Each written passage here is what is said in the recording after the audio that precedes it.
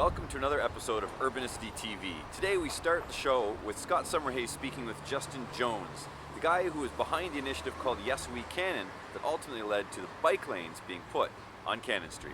Let's take a look. The Cannon two-way bike track. Let's hear it for that track.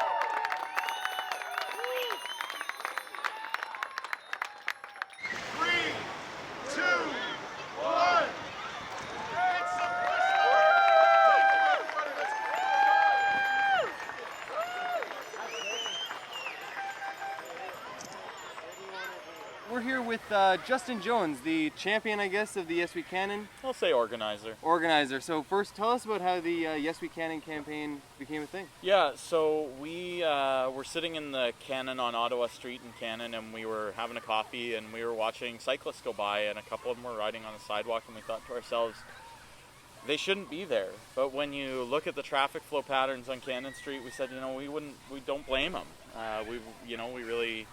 We really think that it's really important to provide people with safe infrastructure. If you build the kind of infrastructure that makes people feel safe, then they tend to use them and they stop riding on sidewalks. And so we said, well, is there interest in this? And so we started talking to people in neighborhood associations, at business improvement areas, at school groups, and they said to us in no uncertain terms, yes, there is. And so we put together a branding campaign with Julie Van Heusen and Factory Design, and we launched in May at Art Crawl, and we got 500 signatures in the first 24 hours. It went completely viral in the city, and that told us that the appetite was there, the demand is there, and we really wanted to just capitalize on that, and we wanted to make it happen. So it's been great. Well, so this did go to City Council. You were a delegate in City Council to propose the idea. Was that before or after you got the petitions, all the signatures? So we started the petition in May, and we brought the petition before Council on September 5th of 2013, and that was we had 2,300 signatures at the time. So Council approved it unanimously in theory. And then in March of this year of 2014, they approved it unanimously in practice and approved the funding and the final design. And so we've seen this whole thing go from idea to on the ground in really 16 months. Well, yeah, and what you said, originally you said by 2015. We're not even there yet, and it's already complete. Yeah, it's pretty amazing. I mean, when we launched, we thought, give ourselves time to get it in the budgetary process for 2014 and start the construction and do the detailed design work. But the city noticed that they recognized that this was not something they could wait on, and they really prioritized moving this project forward. And I think that it really is a credit to how business is starting to get done a little differently at City Hall. The fact that they were able to turn it around ahead of our expectations. I mean, how often does a project ever come in like a full 8 months before an advocacy organization expected it? So it really is incredible. I mean, we're just over the moon. So at the ribbon cutting, we had councillors Farr and Murrow. We also had the mayor, Mayor Bettina there, and Farr was saying this was such an exciting day, a big news day. Is that because this is the first protected bike lane in Ontario? Yeah, so this is this is really something for Hamilton to stand up and celebrate. So, we're seeing two-way protected bike facilities pop up all over North America, and they really are starting to become recognized as a best practice as far as providing safe, 8 to 80 cycling infrastructure that really does work for people of all ages and abilities. I think that the traditional bike lane worked really great for a cyclist like me that's confident and enthusiastic. But for those people that don't maybe feel as comfortable out there on their bikes, or they're riding with children, or they're new bike riders, a bike lane doesn't make them feel comfortable. Something like this with protection, something that sends a very clear message that says, yes, cyclists belong, is really important. And so this is the most significant. Hamilton has the distinction of having the first protected two-way facility on road in Ontario, and that was the King Street overpass. So we had a small section, but this is the most significant section to date, and this really positions Hamilton as a leader in cycling infrastructure in Ontario, and that's really exciting. And I think that's something for the city to stand up and crow about, because there's such renewed energy that comes to a city when you start to build these kind of infrastructure projects. They really do start to attract a talented, young, mobile professionals. So we're really excited to see it happen and to see what happens moving forward. Yeah, well, also, as you said, this isn't the end. That you don't want people to stop here. We shouldn't just be happy with the one lane. We should always be working towards more complete streets, safer streets. What do you see maybe coming next?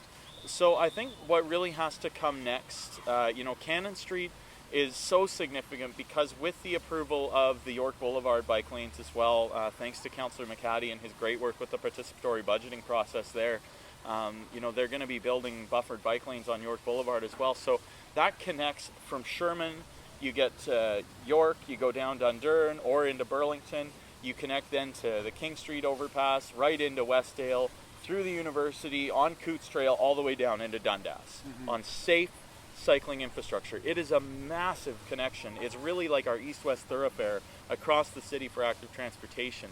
So I think what we need to focus on next is how do we funnel people that might not feel as confident riding in mixed traffic or on traditional bike lanes onto that piece of infrastructure in ways that is safe. And so I think that the next piece is really to move forward with a system of neighborhood greenways, which are infrastructure pieces that really are just about taking a neighborhood street, a residential street, and using it as a residential street again, making it as a street where pedestrians and cyclists are prioritized, where through traffic is all but eliminated, and where vehicles are moving at a pace that's slower, more human, and really allows cyclists and pedestrians to use that street safely and to have community flourish there too. So that's really the next piece, and it's a low-hanging fruit, super easy to do.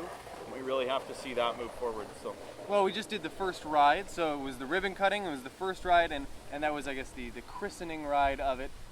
Lots of people, were riding their bikes down there. But do we think that there's going to be that many people on a daily basis riding on these lanes? This is going to change the way that people look at infrastructure. This is going to change the way that people look at transportation in Hamilton. And, I think that just the fact that you saw so many people there today at noon on a work day, these are people that basically took time away from their work so that they could come to celebrate lunch hour with us and christen this significant infrastructure investment with us. So, the passion is there. And I mean, even just riding on it, our group, who was an organized group, rode by probably at least a dozen cyclists that were just riding because that's how they were getting around. Yeah. And so, I think that when you build these kinds of infrastructure pieces, these kind of high visibility, high safety pieces, they really do start to attract new cyclists. And I think we're going to start seeing very significant uptake in cycling on this corridor. Kind of the if you build it, they will come thing. It's been proven true everywhere they've been built. I've really, I look at the trends in active transportation, and when you see a community invest in something like this, you see ridership go up from anywhere from 70 to 300% on that corridor. People start riding in droves. And, it's true everywhere they get built. There's literally not one single exception all across North America where a piece of infrastructure like this has been built where ridership hasn't significantly grown. And so if Hamilton's the exception to that rule, I'd be really surprised. But judging by the energy that was out there today, there's no way. All right, and finally, I just want to ask, so was this was your, as you call it, your baby or your pet project? Do you have anything else coming up in the works? You're not actually a resident of Hamilton anymore at the moment, so but you do love the city. You love the project you kind of created or helped create. So do you have anything else kind of coming up that you'd like to champion? So a lot of this is really, I said it today and I'll say it again. I was really a cog in a machine that was just powered by community passion. It was really the community that rallied behind this. This wasn't one person that did it. It was one person that ended up being the contact point for the city, because they can't talk to every one of the 2,300 people that signed it, because then it just slows the project down too much. But, they really wanted to have someone that was their point man on this, and that just happened to be me. And I'm very fortunate to have been that person. Next for Hamilton is the launch of an advocacy organization that's going to be called PATH, People for Active Transportation in Hamilton. And PATH is going to be putting together a number of initiatives that is going to make a strong voice. We're going to unite the voices of the great environmental organizations around the city that are already doing good work, like Environment Hamilton and Green Venture, and then the Yes We Can group, and we're going to start talking about how we move forward as a city and how we build on this momentum and how we start to capture the imaginations of the people that not only live in Hamilton but might look at Hamilton as a place to live, work, and establish their own families. So Great. Well, thank you very much. Great talking with you. Thank you. Great project. You're obviously a great leader. So I look forward to seeing you more in Hamilton, and I look forward to riding the trail. there you go. All right, thanks. Since the Cannon Street bike lanes are now open, we decided to do a little bit of a ride-along tour of the bike lanes with the editor of Raise the Hammer, Ryan McGreal.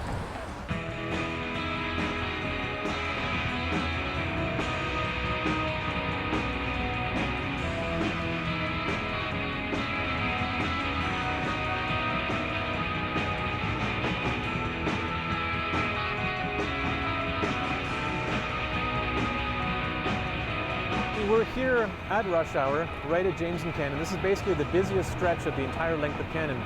We have 3 lanes during rush hour. We actually have more than enough lane capacity even still right now on Cannon Street. You can see we've been here talking, traffic is flowing smoothly, there's no gridlock, there's no big backups. So I think that's a non-issue. This Cannon is still plenty friendly for cars. In fact, I would argue that it's actually friendlier for cars now because as a driver, you can now drive at a safe, reasonable speed. You don't feel pressure to go at 60, 70 kilometers an hour anymore. It's the first protected 2-way cycle track in Ontario, actually, not just Hamilton. And so, even though they have these working in lots of other jurisdictions, people living in Hamilton had never seen one before. And I think one of the reasons why there wasn't more opposition to this is that everybody recognized that Cannon was a terrible, terrible street before. So there wasn't really a lot of opposition to it from kind of the places where you expect to find a lot of opposition. I mean, nothing like the opposition to the bus lane on King, where people were complaining about it before it even opened. We'll get to see it run for a while. We'll watch ridership gradually and steadily increase as people learn about it, as people see other people riding bikes and think, maybe I could ride a bike too. That's how it happens. It's sort of an organic, iterative process. As the number of people who experience it directly go up, I think it'll become more popular and people will start asking for cycle tracks in more areas. This provides a dedicated space for cyclists, so as a driver, they're over there, you're in your lane, they're in their lane. Everybody has a place to be and you're not conflicting with each other anymore. I was uncomfortable riding my bike on Cannon when it didn't have a cycle track. I never felt uncomfortable riding on James because the traffic was moving slowly enough that there weren't cars passing me 50 kilometers an hour faster than I was going. James doesn't have any dedicated cycling infrastructure. One possible way might be to remove curbside parking on one side and put a cycle track in. In addition to making it possible to ride a bike to school, it's also made it a lot easier for kids to walk to school if they're closer distance, because the bike lane itself provides a physical space barrier between the sidewalk and the street. When you get east of Victoria, it's mostly residential. But I do think we'll start to see, gradually over time, we'll see a transition of Cannon as slowly it starts to become more urbanized, and it'll probably start at James and then kind of work its way east. You're actually already seeing it now. We're here at Cannon and James is essentially wrapped around, and there's 3 more James North style retail businesses that are on Cannon.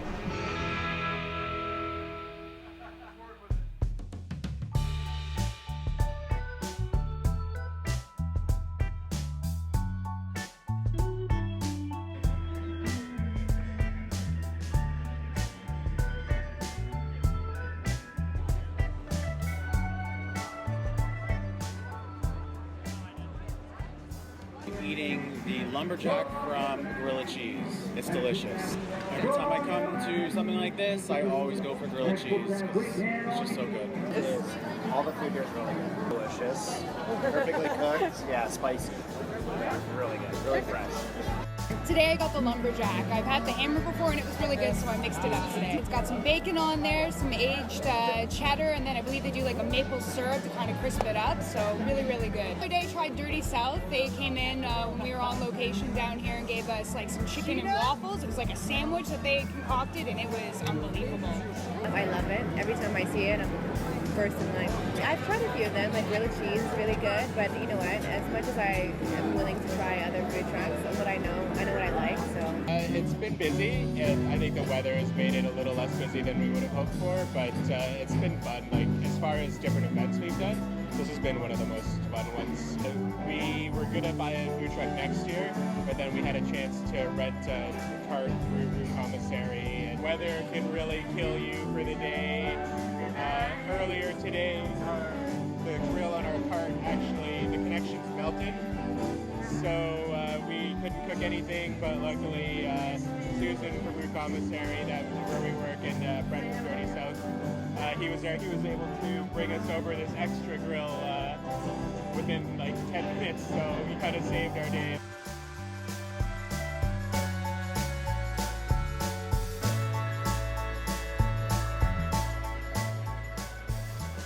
We're having a lot of trouble in Toronto right now as far as bylaws go, and it's really refreshing to be able to come here and be able to actually like serve public for long periods of time. We're famous for our smoked meat sandwiches. They're the best in Ontario. I like to think Canada. I'm a little vegetarian biased, but best tacos in town for sure. These are jerk Jamaican taquitos, I think. Highly recommended. Thanks for joining us on UrbanityTV. We hope you'll join us again next week for a brand new episode. Until then, I'm your host, Martina Scalenzi. Have a good night.